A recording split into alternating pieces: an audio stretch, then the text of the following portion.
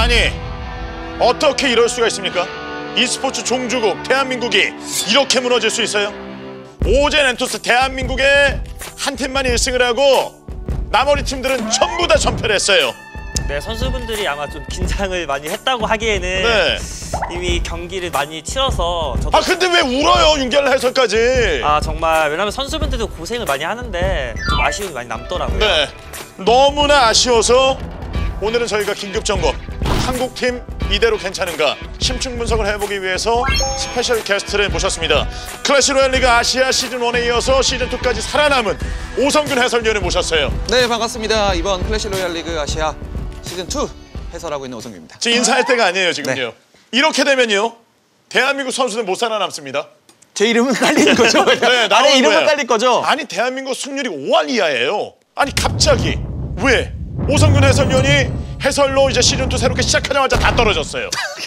제 탓이라고 보기는 좀 아니, 어렵고. 떨어지자마자 공교롭게도 죄송한데 그 윤결라에서 원래 저분 네. 화가 많으신 분이신가요? 왜냐면 원래 그러셨어요? 한국 오늘 경기가 갑자기 오늘 원래는 오늘 정말 갑자기? 저희가 아하. 삼크쇼 안 보셨어요? 많이 봤죠. 안 보셨어요? 그때는 되게 이렇게 뭐 화합과 네. 평화를 중시하시더니 오늘은 저 저희가 오자마자 갑자기 이러시면 저도 화가 납니다. 범인을 찾아야 되잖아요. 접니다.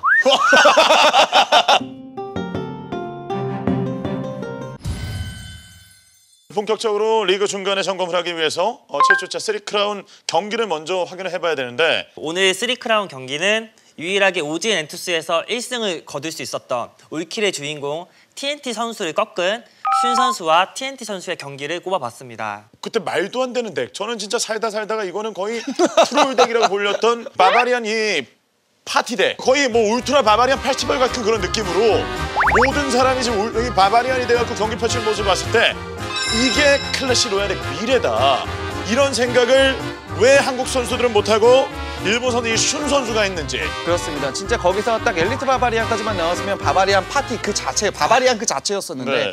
그거는 그 느끼는 약간 뭐 무겁기도 하고. 엘리트 바바리안은 아직 뭐 쓰기에는 정말 대회에서 나온다고 하면은 정말 이건 이슈가 될 정도로 네, 반향이 좀 크지 않을까 생각이 들 정도로 어쨌든 가장 중요했었던 것은 역시나 일본의 덱메이킹 능력은 세계 지역 중에 최고지 않나라는 네. 생각을 다시 한번 하면서 감탄했었습니다. 자, 오젠 엔투스 TNT 선수와 게임 위드 슌 선수의 대결 심층 분석 지금 바로 만나보겠습니다.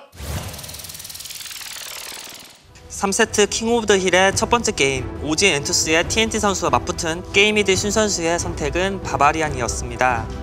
바바리안이 들어간 5종류의 카드 중 엘리트 바바리안을 제외한 바바리안 오두막, 바바리안 통, 배틀램을 모두 사용한 슌 선수.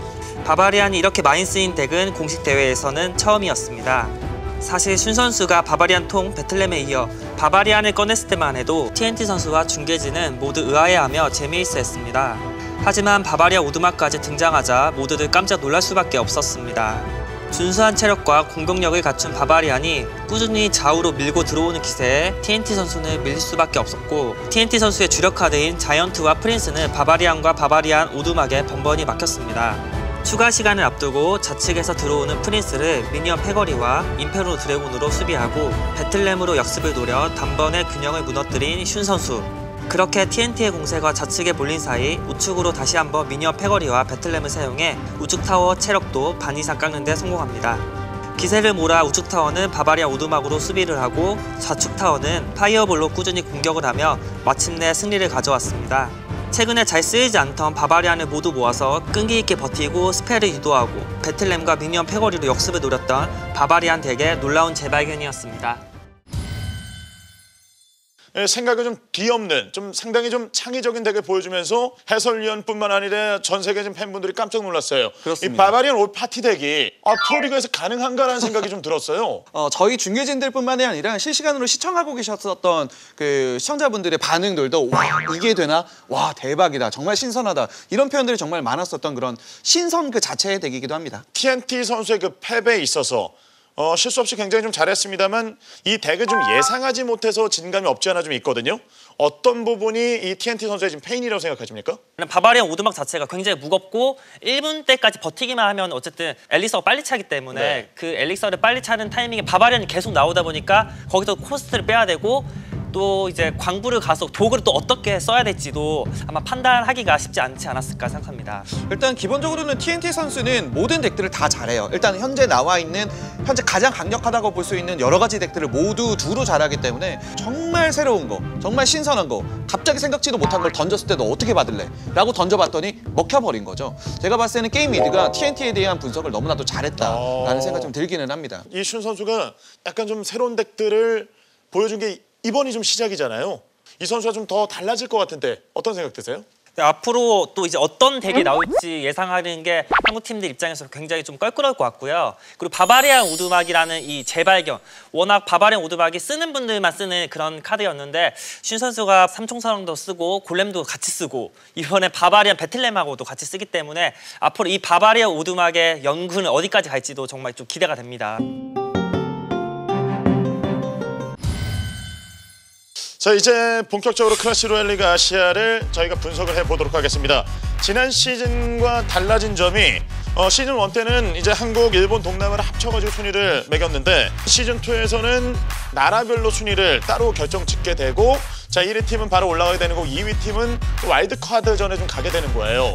근데 우리나라가 1위를 달리고 있는 킹존 드래곤 X가 지금 5승 6패, 샌드박스는 2위 달리고 있는 4승 7패 성적을 기록하고 있어요. 다른 팀들에 비해서 승률이 굉장히 많이 떨어져 있어요. 좀 부끄러워요, 솔직히 네. 말씀드리면. 솔직히 이게 말씀해주신 대로 시즌 1의 형식대로 갔다라고 봤을 때는 1동 하다가 한 이러고 아마 가장 아래쪽에 있지 않았을까 하는 생각이 드는데 네. 일단 그 부분에 있어서는 그나마 좀 부끄럽지만 좀 다행이라는 생각이 들기도 하고요. 그리고 남은 게임이 이제 3게임입니다. 네. 3게임이 남아있는 상황에서 과연 몇 승을 챙겨서 2위를 꼭 가져갈 수 있을 것인지 이 부분이 굉장히 치열하지 않을까 하는 또 생각이 들기도 하고요. 10주차까지 각 나라별로 해서 대결이 끝나고 나면은 이제 최종 나라 순위가 좀 확정이 되는데 콕 한번 찝어가지고 나라별로 1위 팀을 한번 예측을 해보고 갈게요. 지금 포노스가 미칸보야 선수 말고도 너무 다 잘하기 때문에 포노스가 1위를 할 것 같고요. 네. 그리고 동남아는 개인적으로 카오스 티어리가 오. 반전의 주인공이 되지 않을까. 지금 동남아가 너무 팽팽해요. 6승 3패, 6승 3패, 6승 3패 세 팀이 지금 맞물리고 있는 상황인데 오승근 해설위원은 어떤 생각하세요? 저는 현재 1위를 가져가고 있는 포노스와 HQ가 아마 그대로 흘러가지 않을까라는 생각이 들기는 해요. 지금 페널티 점수가 사실 HQ가 좀 가지고 있는 것이 부담이 되기는 하겠습니다만 기본적으로 타 팀들에 비해서 가장 안정적이고 완벽한 2대2 능력치를 보여주고 있는 팀이기 때문에 세트 스코어 1승을 먼저 네. 가져갈 확률이 좀 높은 AHQ가 좀 더 안정적으로 1위를 가져가지 않을까 하는 생각을 좀 하기도 하고요. 그렇다면 대한민국의 1위 팀은 좀 어느 팀이라 생각하세요? 이게 시즌 중반, 진짜 초중반이었으면 오지엔에게 정말 가능성 있을 거라고 네. 생각을 해보는데 네. 오지엔이 지금 1등 하기에는 정말 힘들 것 같고요. 그래서 킹존이 그대로 1등을 하지 않을까. 아마 2위 싸움이 정말 치열할 거라고 예상을 합니다. 역시나 코치가 제대로 활동을 하고 있는 킹존이 제가 봤을 때도 좀 더 우승 확률이 높지 않을까 한국 내에서는 그렇게 네. 생각합니다.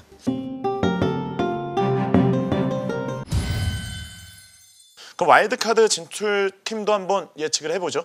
한국 지역에서는 오지엔이 샌드박스를 충분히 그래도 잡을 수 있을 뭔가 느낌이 오거든요. 그래서 오지엔 아니면 샌드박스. 네. 일본 쪽에서는 파브 게이밍이 그대로 가져갈 것 같고요. 네. 그리고 동남아는 AHQ가 가지 않을까 생각합니다. 그래서 좀 여기서 다른 부분이 이제 카오스가 1위고 AHQ가 지금 2위다라고 좀 말씀을 해주셨고 오성근 해설위원은요? 저는 한국 지역은 2위로는 샌드박스를 꼽고 일본 팀은 게임미드가 저는 꽤 괜찮을 것 같아요. 현재 분위기라든가 이런 부분들이 꽤 나쁘지 않고요. 그리고 저는 브랜을 2위로 꼽아보고 싶어요.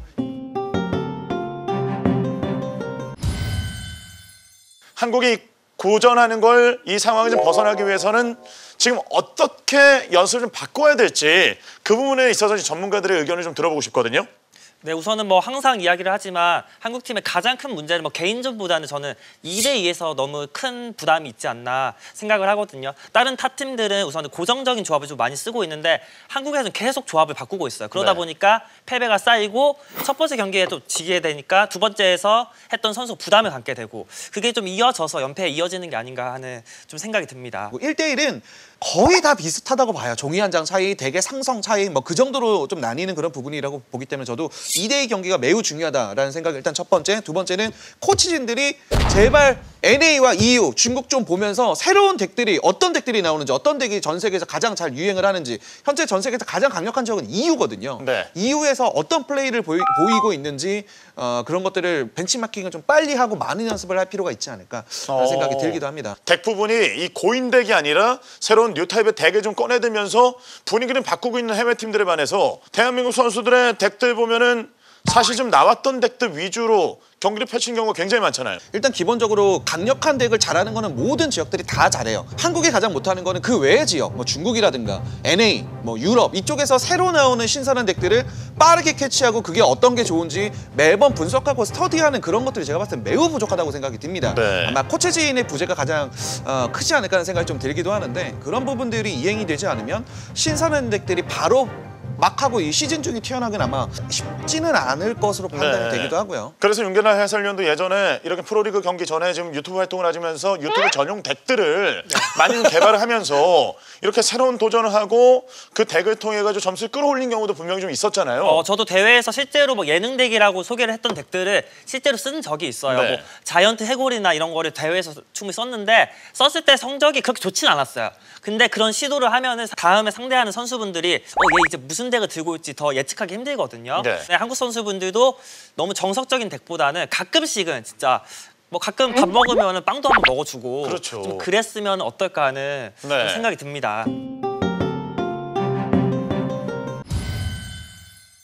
저 대한민국 팀이 이 팀을 좀 벤치마킹했으면 좋겠다 생각되는 팀이 혹시 있나요? 네, 우선 AHQ가 솔직히 처음에 2대2가 별로 그렇게 엄청 강력하진 않았거든요. 네. 근데 끝까지 믿고 맡기면서 점점 성적이 좋아진 것처럼 한국에서도 2대1을 믿고 맡길 수 있는 패배를 하더라도 믿고 내보내실 수 있는 그런 전략이 좀 있었으면 좋겠습니다. 네. 그럼 오성균 해설위원은 좀 어떤 점을 위주로 해서 좀 대한민국 선수들이 좀 배워야 될 것 같다고 생각을 하세요? 윤결라 해설께서 말씀해 주신 대로 2대2는 당연히 고쳐야 되는 너무나도 눈에 띄는 그런 문제점이기 때문에 그런 부분은 꼭 고쳐야 되는 부분이고요. 저는 추가적으로는 좀 자신감을 꼽고 싶어요. 네. 기본적으로 한국 팀들은 일본 팀이나 동남아 팀들에 비해서 얼굴만 봐도 이미 지고 들어가는 느낌이 굉장히 강합니다. 이거는 팀 게임에서 1대1 경기면은 사실 그냥 들어갔을 때 나만 잘하면 되지만 이런 팀으로 움직이는 경기들에서는 그런 분위기라는 게 제가 봤을 땐 굉장히 많은 부분을 차지한다고 보거든요. 네. 좀 웃고 좀 많이 떠들고 팀 내 분위기를 만들어주는 게 그런 부분이 자신감으로 이어질 거고 자신감은 결국 제가 봤을 때 승리로 이어지지 않을까 생각이 듭니다.